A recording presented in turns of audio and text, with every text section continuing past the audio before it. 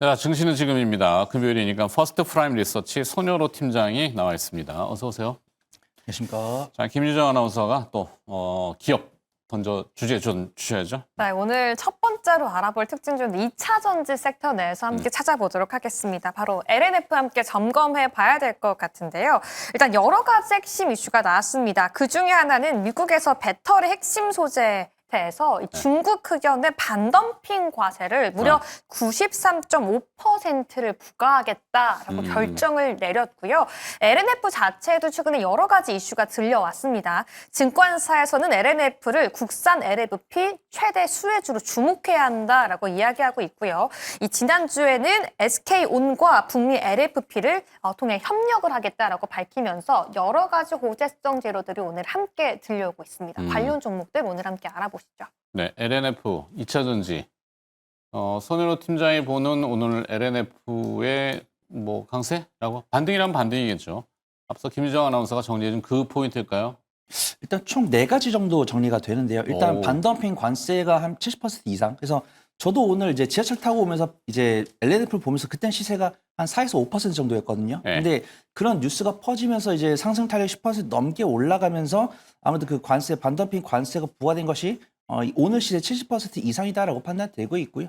리튬 가격도 좀 바닥을 잡고 있는 부분들, 그다음에 반덤핑 관세 이전에 알버말이라든가 이런 종목들이 좀 뉴욕 시장에서 7% 이상 강세를 보여준 부분들.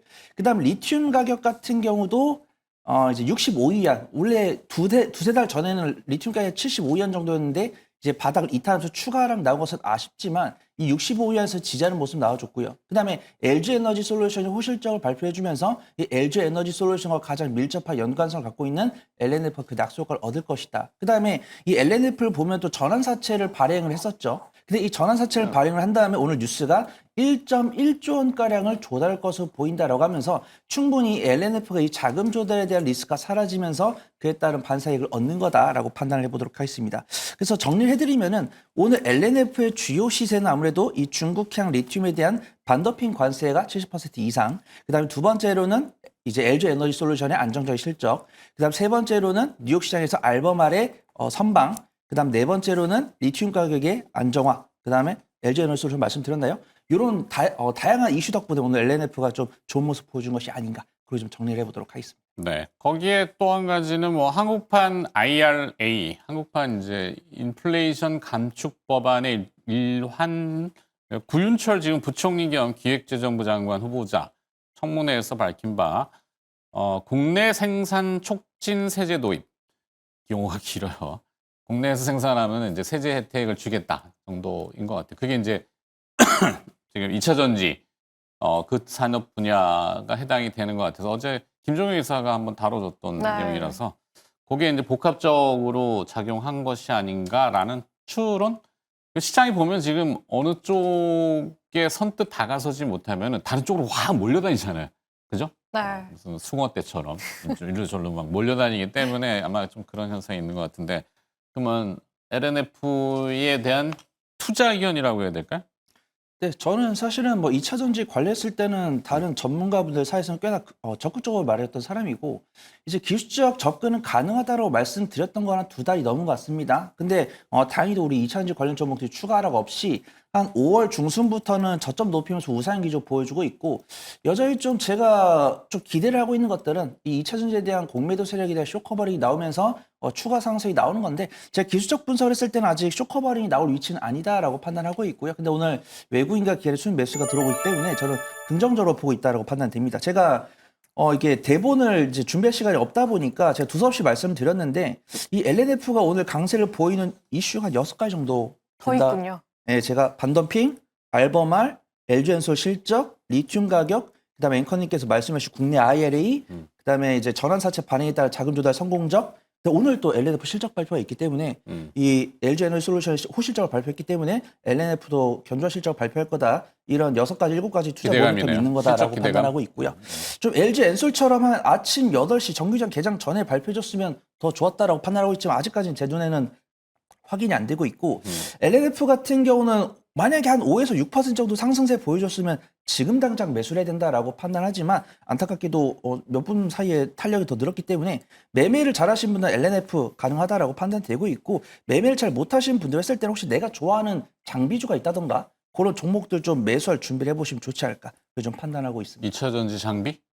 근데 뭐 PNT나 뭐 CIS나 아니면 오늘 LFP 쪽이 강한데 저는 전고체 배터리 좀 재미난 수익을 많이 봤거든요. 그래서 네. LFP 같은 뭐 애경 케미칼이나 이런 종목들 이미 좀 시세가 나와줬고 뭐 이수 스페셜티 케미컬이라든가 아니면 뭐 전고체 배터리 장비주 이렇게 검색했을 때 나오는 종목들이 좀 기초 위치가 좋아 보인다. 그걸 좀 판단하고 있습니다. 뭐 되게 빨리 말이겠는데 막 대충 알아들었네. 2차 전지 전반적으로 좋다라고 말씀을 해주신 것 같아요. 좋을 건 없는데 이 정도의 바닥이다라면 정도? 그쵸. 바닥 아닐까? 이게 바닥에서 이제 약간 턴 어라운드라는 뭐 좀 돌아서지 않겠어? 뭐 실적은 이제 열어봐야 되겠지만 워낙 뭐 털어낼 것들을 좀 털어냈는지는 잘 모르겠어요. 빅베스까지는 아니고. 굉장히 저도 이제 좋은 말씀 드리기로 유명한 사람이지만 네. 보수적인 이야기도 드리자고 한다면 저 2차 전지 관련세를 조금 고평가 영역이 있다라고 판단하거든요. 그래서 당연히 2차 전지에 아무것도 모르시는 분들 당연히 LG 에너지솔루션 봐야 된다 그렇게 판단하고 있고요. 지금 우리가 기술적 위치를 하거나 실적이 바닥이냐고 했을 때 첫 번째 바닥을 잡는 분들은 정말 고수분들이고 투자를 어렵게 좀 쉽지 않다라고 판단하시는 보통 쌍바닥, 바닥을 2번 보시고 정말 보수적으로 투자하신 분들은 3번 바닥을 보고 접근을 하시거든요. 근데 제가 봤을 때 뭐 반도체랑 2차 전지랑 전력설비, 조선, 방산 이렇게 실적이 나오는 섹터들은 쌍바닥을 확인하고 접근하셔도 무방하다라고 판단하고 있고요. 아니 실적이 아예 안 나오는 섹터들, 그냥 기대감으로 마냥 올라가는 섹터들 같은 경우는 당연히 바닥을 3번 봐야 되죠. 근데 지금 2차 전지 같은 경우는 2번의 바닥은 확인했다라고 판단하고 있고요. LG 에너지 솔루션이 이 IRA를 반영을 한 실적조차도 흑자를 확인한 게 2번째이기 때문에 현 위치가 바닥일 가능성이 상당히 높다라고 저는 75% 이상은 확인하고 있습니다. 근데 앵커님 말씀대로 말 맞다가 제가 떠났는데 갑자기 2차 전지 전기차 차량이 막 폭발 뉴스가 주장창 나오면서 다시 밀릴 수 있는 거죠. 그렇기 때문에 100%는 안 된다라고 판단하고 있고 지금 기초 위치를 보더라도 LNF 강세 보여주고 있고 지금 오늘 테마 상에는 나트륨 이온이 가장 높게 올라오고 있고 그 아랫단에 전고체가 있는데 전고체 중에서도 저는 뭐 유일에너테크나 뭐 이수 스페셜티 케미컬, 뭐 대주전자재료, 제이오, 뭐 레이크 머티리얼즈, 뭐 이수 스페셜티 케미컬 이런 종목들이 좀 뒤따르지 않을까 좀 보고 있습니다. 네. 뭔가 좀 이게 확 이렇게 좀 답답하잖아요. 네. 산업 자체가 이제 전기차 또 얘기해 주셨지만 그냥 고만고만한 상태고 뭐. 근데 좀 기술 혁신이라든지 그런 소식이 좀 있으면 좋은데 뭐 하루 아침에 뚝딱 나올 수 있는 거는 아닌 것 같고. 자, 그럼 김유정 아나운서는 어떤 판단을 내려보시겠어요?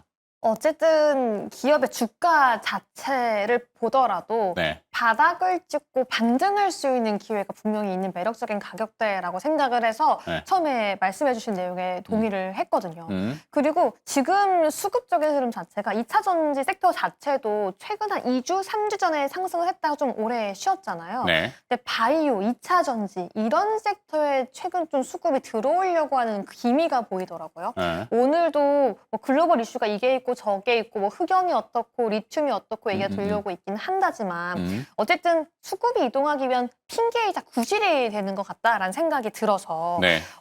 2025년 하반기, 2026년에는 2차 전지를 좀 담아놓으면 기분 좋게 상승할 수 있는 가격대가 아닌가라는 생각이 들거든요. 뭐 나름 논리적이긴 한데 확 와닿지는 않습니다. 모르겠어요. 저도 이게 잘 애매한 부분이라서 네. 중국의 이 공세가 워낙 그 거세다 보니까 잘 견뎌낼 수 있을까? 이러다가 놔두면은 그냥 나자빠질 것 같고 하다 보니까 정부가 나선 것까지는 좋은데 얼마나 적극적으로 정부 힘만으로는 다 안 될 거예요. 네. 산업 자체를 인위적으로 할 수는 없잖아요. 갑자기 2차 전지를 뭐 스테이블 코인 관련으로 어떻게 묶을 수 있는 것도 아니고. 조금 그런데 하여튼 안타깝습니다. 우리 유정 아나운서께서 순수함을 좀 가셨으면 좋겠는데 순수함. 그래서 순수함을 가졌으면 네, 좋겠다. 그래서 보통은 이제 순수하지 않다는 얘기. 전문가분들이 이제 악하게 이야기를 하고 이제 네. 앵커님 알면서도 이렇게 약간 좀 이끌어내려서 순수하게 말씀하시는데 우리 유정 아나운서 이야기를 들으면서 거의 골드 매니저 데뷔하셔도 되겠다 이런 판단이 듭니다. 그런 이야기가 2차 전지에 물려가지고 오랫동안 물려오신 분들이 보통 하시는 말씀이거든요. 네. 그래서 저 역시도 공감을 하고 있는 게 저 역시도 긍정적인 말씀을 드리고 싶지만 전기차 판매 동향이라든가 이 2차전지 관련 종목들 갖고 있는 이 밸류 평가가 높잖아요. 그래서 저는 당연히 매매할 때 주가 수익 비율이 당연히 업종포보다 낮아야 되고 그냥 업종포 자체가 높은 종목들은 감안하고 접근하는데 2차전지 같은 경우도 이제 제조업 성장성을 아직 갖고 있지만 제조업이기 때문에 뭐 이익률이나 뭐 PER이나 이런 거 찾아보고 있고 CATL 같은 경우도 흑자를 유지하고 있는 2차전지 몇 안 되는 종목이지만 이익률이 5%가 안 나옵니다. 그래서 네. 와 CATL이 이익률이 5%가 나오네요. 대단합니다. 이렇게 이야기를 했는데 이제 거기에 영상에 보면 댓글에 중국에서 보조금을 많이 주거든요. 이런 식으로 나오기 때문에 제가 놓친 부분도 있기 때문에 LG에너지솔루션도 다행히 흑자로 전환됐지만 이익률이 3%가 넘지 않는 모습들이고 이제 앵커님 말씀대로 정부에서 아무리 도와주더라도 이 2차전지 산업 같은 경우는 그냥 억 단위가 아니고 네. 몇십조 단위이기 때문에 보조금을 지원을 한다고 해서라도 이 기업이 갖춰야 되는 역량이 중요하다고 판단되고 있고 저는 우리나라 성격은 이제 뭐 중국 기업들을 비하려는 건 아니지만 우리가 중국의 전략을 보통 잘 알잖아요. 이 점유율을 차지하기 위해서 막대한 정부에서 지원금을 쏟아부어가지고 점유율을 차지한 다음에 경쟁 기업들을 약간 좀 이렇게 누르는 그런 전략을 쓰고 있는데 우리나라 같은 경우는 그런 전략을 쓰기에는 자금력이 좀 부족하기 때문에 이 기업들이 갖고 있는 기술력으로 다른 국가, 다른 소비자들한테 주목을 받는 게 중요하다고 판단되고 있고 LNF를 바라보는 시선이 뭐 LFP를 가지고 뭐 중국의 LFP 기업들을 뭐 따라잡을 거다 이런 뷰는 갖고 있는 것은 맞지만 저는 LNF 완전 때로 눕힐 거다 이런 생각을 갖기에는 조금 빠르다라고 판단되고 있고 충분히 한 3에서 6개월 정도는 지켜봐 줄 수 있을 것 같다. 그렇게 좀 판단하고 있습니다. 네. 2차전지 뒤에 또 있대요. 그러니까 요 정도 LNF는 그렇다 정도. 자, 두 번째 기업으로 넘어갈까요? 네, 오늘은 바이오에서 또 두 번째 특징 기업 함께 점검해 보도록 하겠습니다. 신고가를 쓰고 있는 알테오젠인데요. 사실 저는 오늘 계속해서 시장의 기대감이 알테오젠이라는 기업에 집중되고 있습니다. 무엇보다 미국에서 물질 특허 등록 소식이 들려왔고요. 그리고 하반기에는 코스피 이전 기대감까지 더해주고 있는 게 바로 이 기업의 특성인데요. 많은 분들은 이 50만 원을 넘어서서 이 새로운 주가를 형성할 수 있지 않을까. 그리고 총 30조에 대한 기대감의 목소리도 들려오고 있어서 알테오젠이라는 바이오 기업에 대한 전망 오늘 짚어보도록 하겠습니다. 네. 아까 장중한 때 50만 원, 50만 8천 원까지 갔었네요. 네. 50만 원을 넘어가면은 호가가 1,000원으로 바뀌어요. 아, 그렇군요. 또 잠깐 다시 또 50만 원 밑으로 내려와서 호가가 또 변했긴 했는데 자 알테오젠 오늘 바이오가 근데 다 같이 오르진 않고 뭐 일단 나름의 사연이 있는 어제는 유한양행이 조금 강했고 오늘은 알테오젠도 강하지만 뭐 리가켄바이오, 펩트론 이런 국한된 기업들이 조금 움직이는데 어떻게 보세요 알테오젠은? 저는 오히려 다행이다라고 보고 있습니다. 다행이다? 네, 그래서 뭐가? 제약바이오 같은 경우는 2025년 특집 방송 때 제가 2025년 주름잡을 섹터로 무엇을 보냐는 질문에 제가 제약바이오를 찍었었고 그때 리가켄바이오를 찍었었거든요. 근데 이런 탄력들이 이제 7월달 하반기 돼서 움직이는 것은 아쉽지만 그래도 제약바이오 중에서도 저는 실적과 성과가 나오고 있는 sek터 위주로 봐야 된다라고 말씀을 드렸습니다. 우리가 제약바이오 붐이라고 했을 때는 뭐뭐 생명과학, 뭐뭐 제약 이런 이름만 달린 종목들이 강세를 보여줘서 우리 개인 투자분들께 즐거움을 드렸다가 속사감을 드렸지만 저는 그래도 2025년 넘어오면서 제약바이오 투자할 때는 그래도 어떤 섹터에 대해서는 상위권에 있는 1등부터 3등 아래에 있는 종목들 위주로 보시는 게 맞다라고 판단드렸는데 그런 종목들 위주로만 강세를 보여서 다행이다라고 판단하고 있고요. 알테오젠 같은 경우는 저도 굉장히 좀 미안한 종목입니다. 작년 상반기랑 중반기부터 굉장히 좀 좋다라고 말씀을 하시는 전문가분들 많이 계셨는데 저는 알테오젠에 대해서 신뢰를 하게 된 게 작년 연말쯤이었고요. 이제 작년 연말부터 분기당 이 로열스턴 수령이 눈으로 확인되면서 저 역시도 마음을 바꾸게 되었고 뭐 다이치 상표나 산도즈로부터 이제 기술 수출이 꾸준하게 이어지고 이 로열티가 그냥 300억, 500억이 아니고 뭐 900억, 1200억 분기 실적이 찍히면서 이 알테오젠의 신뢰도가 증가했고 그다음에 또 이제 알테오젠이 머크 사랑했던 키투르다 SC가 임상 상상을 올해 초에 통과했고 빠르면 올해 하반기나 내년 상반기부터 판매가 되면서 이제 마일스톤이 아니고 로열티죠. 판매에 대한 수수료. 이 로열티가 조 단위가 넘을 거기 때문에 목표가를 뭐 70만 원, 80만 원 보신 분들 계시는데 저도 제가 나름 이제 신한투자증권의 애널리스트 분께서 계산해 주신 부분도 계산을 하고 있지만 저 역시도 나름대로 계산기를 두들겼을 때는 알테오젠이 그 실적이 반영됐을 때는 제약바이오 종목들 중에서 저평가 영역으로 갈 수 있기 때문에 알테오젠을 긍정적으로 봐야 되는 것이 아닌가 그렇게 판단하고 있고 오늘 ADC 관련 종목들은 단기 차익 나오는데 ADC 중에서도 이제 기술 이전 기대감이 있는 종목들은 충분히 공략 가능해 보인다 그렇게 좀 판단하고 있습니다. 네. 알테오젠 좀 아세요? 저는 알테오젠 잘 몰라요. 아 그래요? 이 개인 투자자들이 들어도 잘 모르겠어. 이 특허 물질 어떻게 알아 이걸? 예. 이미 40만 원대가 아니라 네. 거의 많은 분들이 한 30만 원대에 모여하고 있어서 뭐 100%대, 30%대 이상의 수익률을 아마 지금쯤 다 갖고 계실 거예요. 제가 아는 알테오젠 최고의 전문가는 모 증권사의 전산팀장인데 그냥 장기 저축으로 증권저축, 증권사는 이제 금융투자업자이기 때문에 신고하는 네. 계좌들이 있어요. 이게 얘기하고 뭐 나는 이렇게 한다는.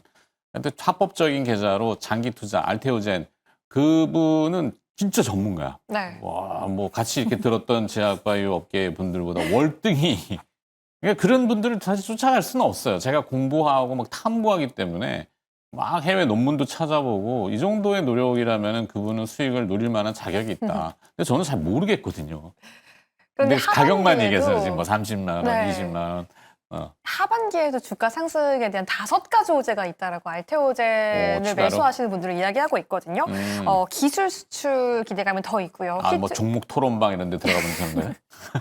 비밀입니다. 비밀이에요? 키트르타 SC 출시, ADC 기술 수출, 아까 말씀드렸던 코스피 이전에 대한 기대감, 자체 생산 여부까지. 네. 그래서 목표 주가를 이제 시장에서 이야기하고 있는 건 지금이 50만 원을 터치하고 있지만 70만 원까지도 갈 수 있다라고 이야기하고 있는 다양한 호재가 있지만 저는 이렇게 말씀드리고 싶어요. 저도 이런 이야기를 들으면 알테오젠이 70만 원 넘을 것 같아요. 오. 그런데 보유하고 있지 않고 지금 수익률이 20% 30% 넘은 개인 투자자가 아니라면 네.